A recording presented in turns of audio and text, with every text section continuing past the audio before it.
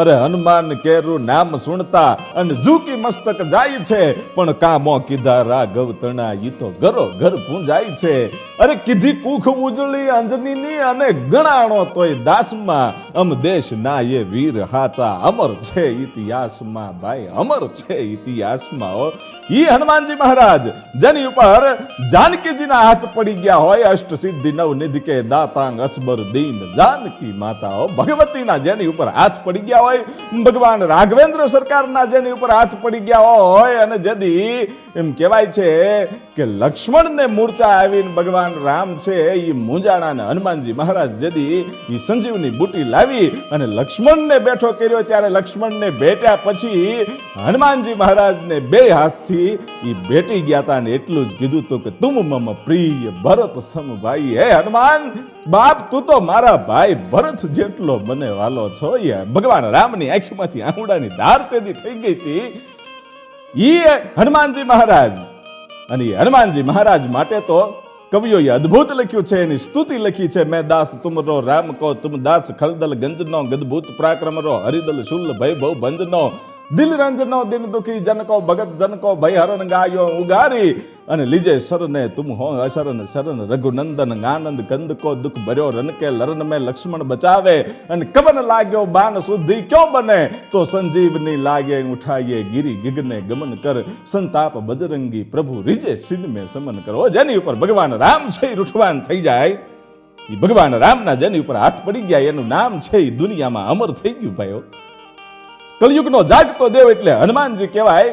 અને એવા જ હનુમાનજી મહારાજ સૌરાષ્ટ્રની ધરતી અને લાઠીની બાજુમાં આવેલું જે બુરખિયા ગામ છે, એ બુરખિયામાં આજે પણ હનુમાનજી મહારાજના એમ કહેવાય છે કે આંકોટા સંભળાય છે. ઓ ભાઈ, એ કલયુગનો જાગતો દેવ છે. ત્યાં જાઓ અને અંદરથી પ્રાર્થના કરો અને તમારા કામ થાય અને થાય એટલું નહીં, પણ ગમે ત્યારે જવાની છૂટ છે.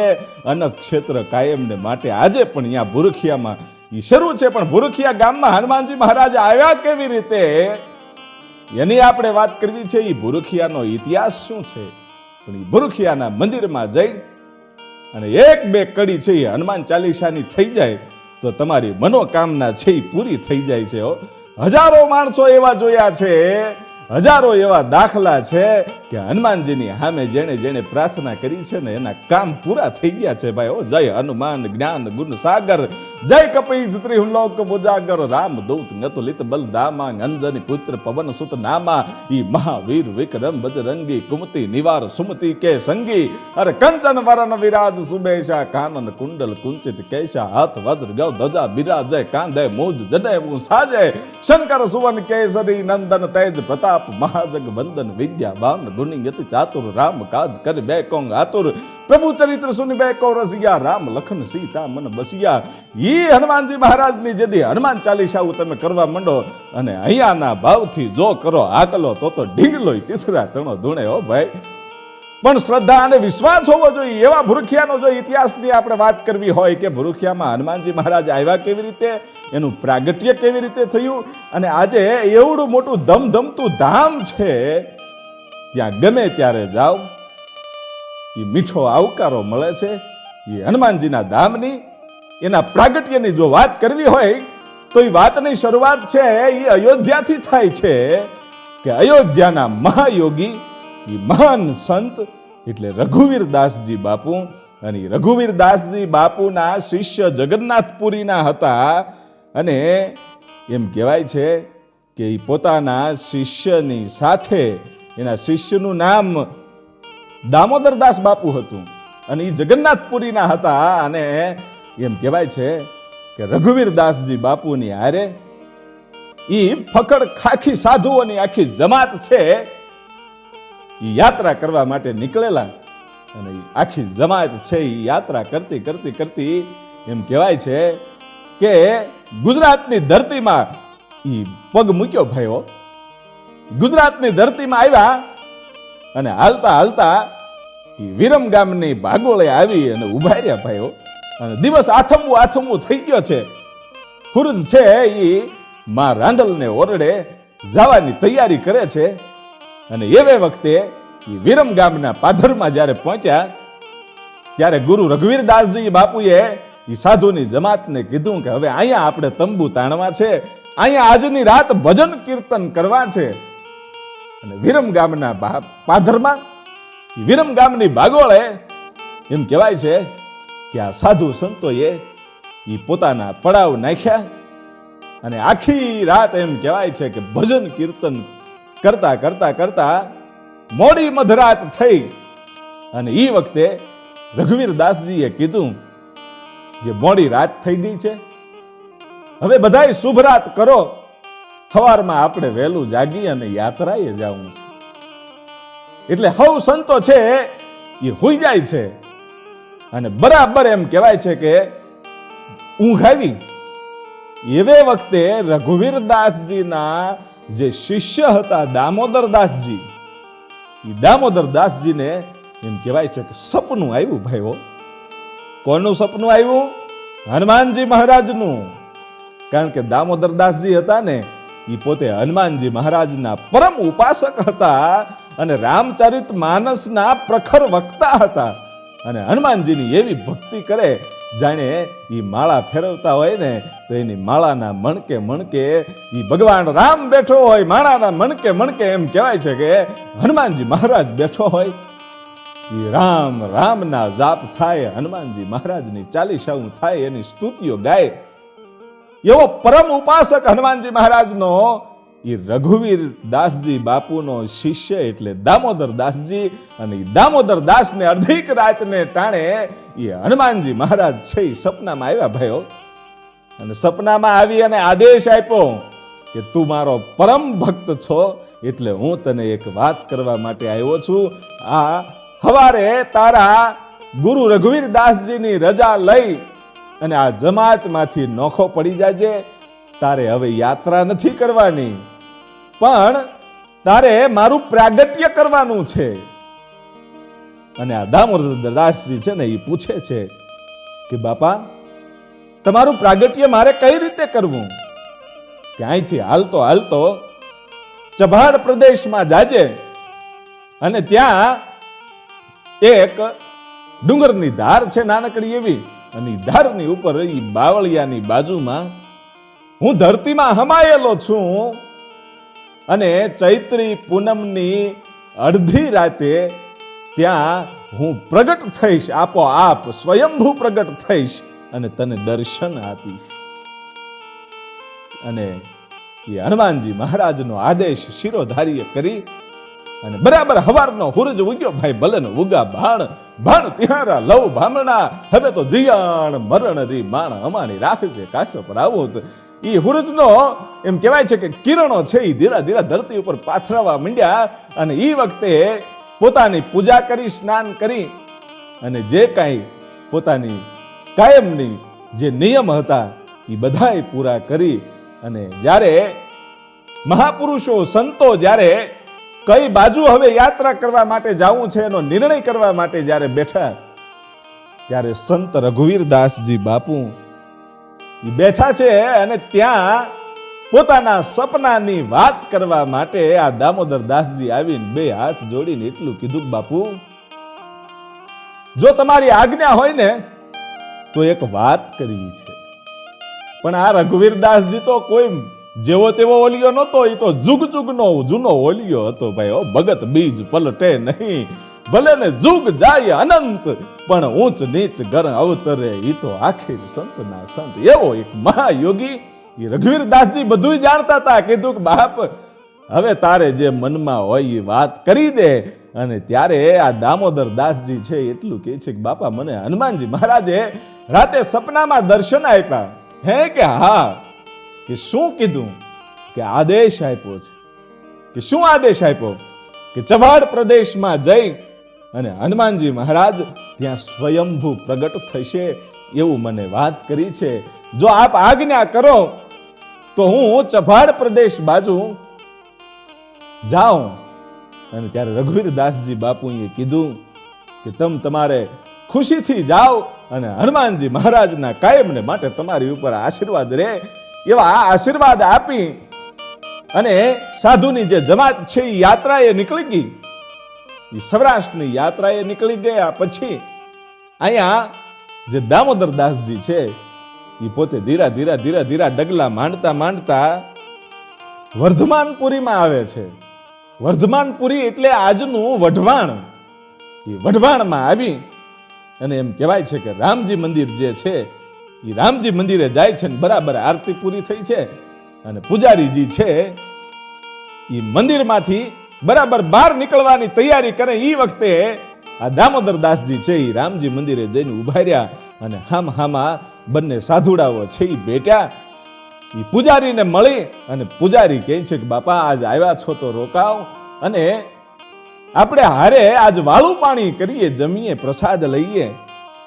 અને પછી રામજી મંદિરે વઢવાણના રામજી મંદિરે આજ દામોદર દાસ બાપુ અને રામજી મંદિરના પૂજારી એ બંને એક સાથે જમી કારવી અને પછી આખી રાત ભજન સત્સંગ કરે છે.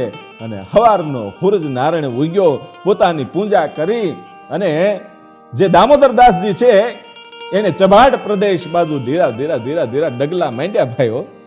અને હાલતા હાલતા ઈ જે આજનું ભૂરખિયા છે ત્યાં ગામ નહોતું, ત્યાં જંગલ હતું. અને ધાર ઉપર ટેકરી ઉપર આવીને જોયું તો જે રીતે હનુમાનજી મહારાજે સપનામાં આખું દ્રશ્ય બતાવ્યું હતું એ જ દ્રશ્ય દેખાણું. એટલે નક્કી થઈ ગયું કે હનુમાનજી મહારાજ અહીંયા જ પ્રગટ થશે. એ જગ્યાને પ્રણામ કરી અને બરાબર દિવસ આથમવાનો સમય છે એટલે નક્કી કર્યું કે બાજુમાં જે મેથળી નામનું ગામ છે એ ગામમાં જઈ અને રાત વાહો કરું, રામજી મંદિરે જાઉં. અને મેથળી ગામે આવ્યા, કારણ કે એ વખતે ભૂરખિયા ગામ નહોતું, ત્યાં તો જંગલ જ હતું. અને એ જંગલમાંથી મેથળી નામના ગામે આવ્યા થોડેક દૂર. અને મેથળી ગામે એ રામજી મંદિરે રહી અને એમ કહેવાય છે કે સેવા પૂજા જે કાંઈ હતી કરી, રાતે ભજન કીર્તન કરે. અને સવારમાં જે ગામ લોકો મળ્યા એને બધાઈને વાત કરી કે બાપા હું અયોધ્યાથી અહીંયા સુધી આવ્યો છું, એમણે એમ નથી આવ્યો, ભીખ માંગવા નથી આવ્યો કે કોઈ રખડતો ભટકતો સાધુ નથી, પણ હનુમાનજી મહારાજે મને સપનામાં દર્શન આપ્યા છે. અને જે હામો ટીંબો છે ને, જે હામી ટેકરી છે ને, એ ટેકરી ઉપર ચૈત્રી પૂનમની અડધી રાતે એ મધ્યરાત્રિએ હનુમાનજી મહારાજનું પ્રાગટ્ય થવાનું છે. એ ધરતીમાંથી બહાર આવવાના છે, મને સપનામાં દર્શન આપ્યા છે. એ ગામ લોકોને વાત કરી અને એ વાત છે એ વાયુ વેગે મંડી ફેલાવા ભાઈઓ કે ચૈત્રી પૂનમ હનુમાન જયંતિ આવે એ વખતે હનુમાનજી મહારાજનું આ ટીંબા ઉપર પ્રાગટ્ય થવાનું છે. એ વાત છે એ વાયુ વેગે ગામે ગામ મંડી જવા અને માણસો છે એ આ દામોદરદાસ બાપુના દર્શન કરવા માટે મંડ્યા આવવા ભાઈ મેથળી ગામમાં. અને એમાં લાઠીના મહારાજા ગંગાજળિયો રાજા ગોહિલ, એનું નામ લાખાજી હતું. અને લાખાજી ગોહિલ છે એને વાતની ભણક મળી એટલે નક્કી કર્યું કે આવા કોઈ મહાપુરુષ હોય એના દર્શન કરવાથી આપણા યુગ યુગના પાપો છે એ ધોવાઈ જાય, જન્મ મરણના ફેરા એ ટળી જાય. એટલે ગોહિલ લાખાજી છે એ પોતે મેથળી ગામે આવી અને આ દામોદર દાસ બાપુના દર્શન કર્યા. અને પછી તો ગામો ગામમાં ખબર પડી અને આજુબાજુના ઘણા ગામડાઓમાં ખબર પડી. એમ કરતા કરતા સમય જાય છે. હજી ચૈત્રી પૂનમ આવી નથી ને હનુમાનજી મહારાજે એવું કીધું હતું કે ચૈત્રી પૂનમની મધ્યરાત્રિએ હું પોતે પ્રગટ થઈશ. એટલે હજી ચૈત્રી પૂનમ આવી નથી, થોડીક જ વાર છે. એવે વખતે આ મેથળી ગામમાં એક ઘટના બને છે કે જે મેથળી ગામના નરસંગ પારેખ ઈ પોતાની નાનકડી દુકાન હાકે. નરસંગ છે ઈ દુકાન હાકે છે અને પોતાની જે જનેતા છે ઈ ભગવાન રામના પરમ ભક્ત હતા, ઉપાસક હતા. એટલે આ નરસંગ પારેખ છે ઈ 2-3 ગાયું રાખે અને બાકી દુકાન ચલાવે અને દોવા માટે એક ગોવાળને રાખેલો. એટલે ગાય છે એ ચરવા માટે જાય, પણ અહીંયા હનુમાનજીનું પ્રાગટ્ય થવાનું હતું એટલે એક ઘટના બને છે. અને એવી ઘટના બની કે જે પોતાની ગાય દોવા દેતી હતી એ ગાય છે જે જગ્યાએ હનુમાનજી મહારાજનું પ્રાગટ્ય થવાનું હતું, એ જગ્યાએ જઈ અને આપોઆપ છે એના આંચળમાંથી દૂધ મંડે નીકળવા અને દૂધની ધાર થાય અને જમીનમાં બધું દૂધ વયું જાય. આ વાતની કોઈને ખબર નહીં. અને જ્યારે ગાય સાંજે ઘેરે આવે ત્યારે ગોવાળ એમ કે ગાય દોવા નથી આપતી, ગાયને દૂધ નથી આવતું. અને ત્યારે નરસંગ પારેખ છે એટલું કહે છે કે એનું કારણ શું? અને ગોવાળે કીધું કે આ ગાયને કોઈ દોઈ લેતું હોય એવું લાગે છે. હે કે હા. અને ત્યારે નરસંગ પારેખ કહે છે કે આપણે બેને હવે હારે જવું છે, તું તો જા છો, પણ આ ગાયનું આટલી બધી આખા ગામની ગાયોની ભેગી ગાય હોય એટલે આપણને ખબર ન રહે, પણ આપણે આપણી જ ગાયનું ધ્યાન રાખવું છે કે આને કોણ દોઈ લે છે. એટલે ગાયનું ધ્યાન રાખવા માટે નરસંગ પારેખ છે એ પોતે જાય છે ગાયની સાથે અને આખો દિવસ ગાયું ચરી ગાયનું ખાસ ધ્યાન રાખ્યું અને બરાબર દિવસ આથમ્યો અને ગાયું છે એ પોતાને ઘરે આવવા માટે નીકળી. ત્યારે નરસંગ પારેખની જે ગાય છે એ ગાય અવળી દિશાએ ભાગી, ગાયોની સાથે ન આવી. એટલે નરસંગ વિચારમાં પડી ગયો કે આ ગાય આમ કેમ જાય છે. એટલે ગાયની પાછળ પાછળ ગયા. ત્યારે એ ગાય છે જે જગ્યાએ હનુમાનજી મહારાજનું પ્રાગટ્ય થવાનું હતું એ જગ્યાએ જઈ અને આપોઆપ જ્યારે એ દૂધ છે એ વરહાવવા માંડી. ત્યારે નરસંગ પારેખને નક્કી થઈ ગયું કે અહીંયા કાંઈક તો એવી શક્તિ છે કે આ ગાય છે અહીંયા પોતાનું દૂધ વરહાવી દે છે. વાત મનમાં રાખી અને આવ્યો ઘરે. પોતાની માં પૂછે છે કે બેટા કાંઈ જાણવા મળ્યું? કે ના માં, આજે કાંઈ ખબર નથી રહી હો, ઘણી બધી ગાયો હતી ને એટલે કાંઈ ખબર ન રહી કોઈને દોઈ લીધી હશે. પણ એ હાજ પડી અને નરસંગ પારેખ છે એ હુઈ જાય છે અને અડધીક રાતને ટાણે હનુમાનજી મહારાજ છે એના સપને આવ્યા. ભાઈ નરસંગ પારેખને સપને આવ્યા અને કીધું કે જે તમારા ગામમાં દામોદર દાસજી આવ્યા છે અને એણે જે વાત કરી છે કે હનુમાનજીનું પ્રાગટ્ય થવાનું છે, એ જે જગ્યાએ તારી ગાય દૂજી ગઈ છે ને, દૂધની ધારાઓ વહાવી છે ને, એ જ જગ્યાએ મારું પ્રાગટ્ય થવાનું છે. એ સાધુ ખોટું નથી બોલતો, તમે એની ઉપર વિશ્વાસ રાખજો. અને હવારનો હુરજ ઉગ્યો અને આખા ગામને એમ કહેવાય છે કે નરસંગ પારેખે ભેગું કરી અને આ બાપુની હાજરીમાં એમ કીધું કે જે જગ્યાએ આ બાવળ છે એ બાવળની બાજુમાં મારી ગાય છે એ દૂજી જાય છે અને હનુમાનજી મહારાજે મને સપનામાં આવી બધી વાત કરી છે. અને આ વાત પણ વાયુ વેગે ફેલાઈ ગઈ. એટલે બરાબર ચૈત્રી પૂનમ આવી ભાઈઓ. અને ચૈત્રી પૂનમના દિવસે આ સાધુ છે દામોદર દાસ બાપુ, ઈ જે સેવકો છે ગામના એને કહે છે કે તમે ઝૂંપડી બનાવી દો મને ત્યાં, હવે પછી મારે ત્યાં જ રહેવું છે. એટલે હનુમાન જયંતીના દિવસે દામોદર દાસ બાપુ અને આજુબાજુના ગામડાના માણસો એ બધા ત્યાં જાય છે.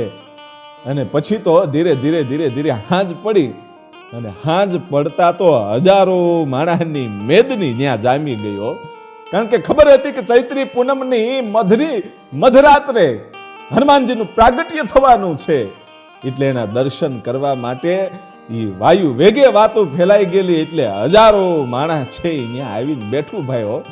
અને ધીરો ધીરો એ મધરાત્રિનો સમય થયો અને અડધીક રાતને ટાણે એ એક કડાકો થયો અને જમીનમાંથી આપોઆપ સ્વયંભૂ હનુમાનજી મહારાજની મૂર્તિ પ્રગટ થઈ ભાઈઓ.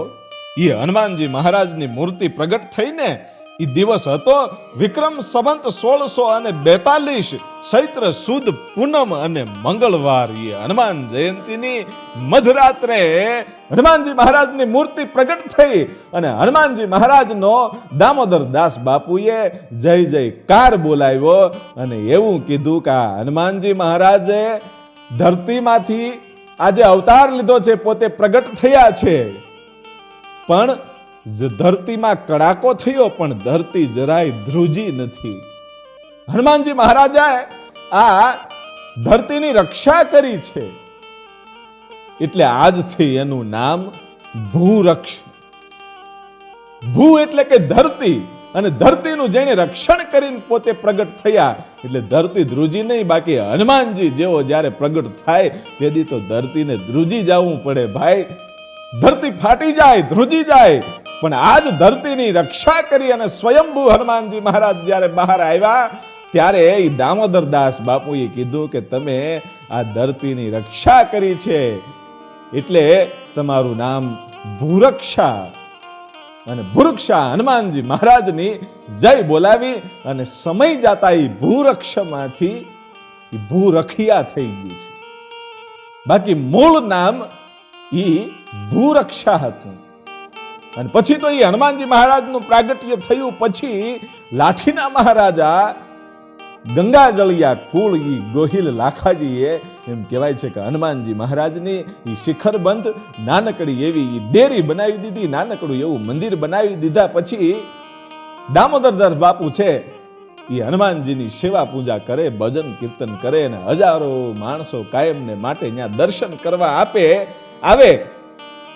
એવી રીતે સમય જતા પછી તો ટુકડો પણ બાપુએ શરૂ કરેલો અને ધીરે ધીરે સમય જાતો જાય છે.